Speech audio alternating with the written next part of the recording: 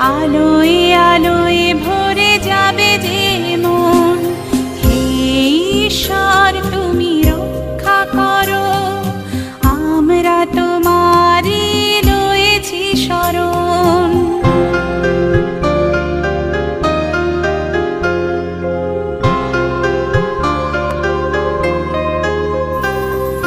তোমার আশীষ প্রভু মাথায় নিয়ে পার হয়ে যাই আধার নিশা।